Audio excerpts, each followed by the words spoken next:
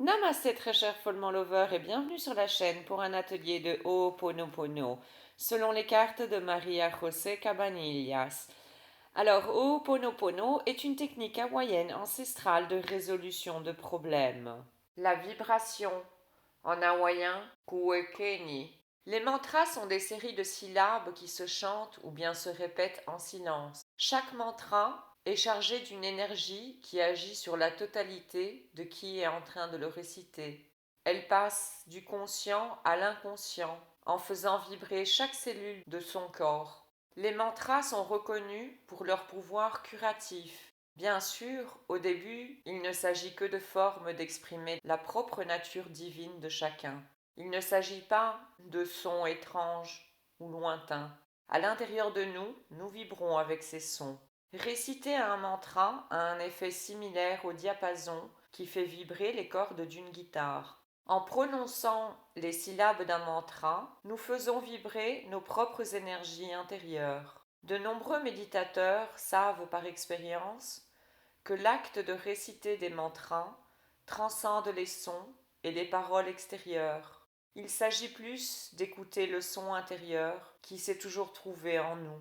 En répétant silencieusement un mantra, comme les mantras de Ho'oponopono, c'est une manière puissante de tranquilliser le mental. La répétition du mantra crée une vibration mentale qui permet à celui-ci d'expérimenter des niveaux de conscience beaucoup plus profonds. Le mantra devient alors chaque fois plus abstrait et indistinct, jusqu'à ce qu'il ne tombe dans le champ de pure conscience, d'où provient la vibration, c'est-à-dire ton esprit.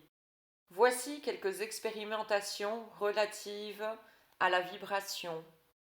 Grâce aux mesures prises par les échographies ou les stéthoscopes auprès de mères qui écoutaient différents types de musique, les résultats de ces mesures détectèrent que la musique classique produisait des mouvements lents chez l'enfant et ne provoquait aucune altération des constantes cérébrales et circulatoires de ce dernier, alors que la musique rock provoquait des mouvements nerveux et des augmentations des fréquences cardiaques de l'enfant. Cela ne signifie pas que la musique rock soit préjudiciable et que la musique classique soit bénéfique, mais simplement que la musique classique modifie le comportement, de manière que, si celle-ci s'applique de manière adéquate, elle sera un instrument guérisseur pour récupérer la vibration perdue avec la maladie.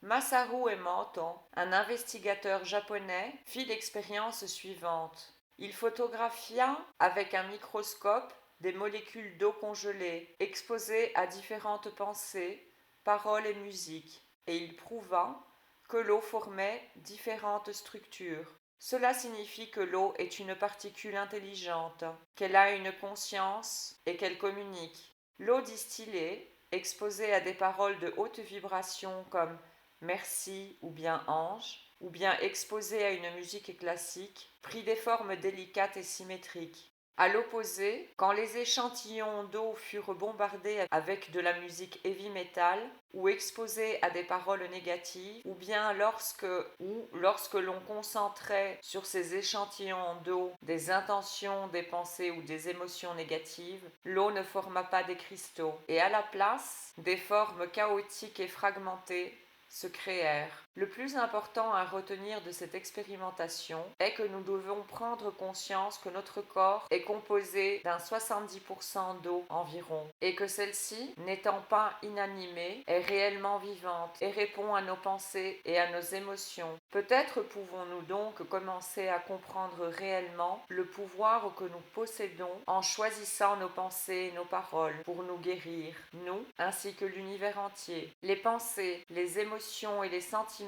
d'amour, ainsi que la gratitude, émettent des fréquences de haute vibration qui affectent de manière positive notre entourage, en attirant ainsi des expériences gratifiantes, alors que la peur, la haine, la tristesse émettent des vibrations basses qui attirent des expériences douloureuses. L'univers se trouve dans un état vibratoire, même si nos yeux ne le perçoivent pas. Tous les règnes vibrent et toute la matière est en mouvement continu. Chaque être humain vibre également à une fréquence déterminée. Il s'agit d'augmenter notre vibration pour progresser en conscience et pour que notre énergie d'amour puisse se manifester, pour vivre depuis l'être et non plus depuis l'ego. Si tu augmentes ton niveau de vibration, tu augmenteras aussi la vibration de tout ton entourage, de la planète entière, parce que nous sommes tous connectés. Beaucoup de personnes dans le monde qui pratiquent Ho'oponopono aident sans aucun doute à élever la vibration de cette dimension, à vivre beaucoup plus depuis la vibration d'amour et pas depuis la vibration de peur. Apporte ta paix, c'est-à-dire ta vibration d'amour, dans un lieu conflictuel et le conflit disparaîtra. Pour résumer, en élevant ta vibration avec la pratique de Ho'oponopono, tu as beaucoup plus de pensées et de sentiments de vibration haute,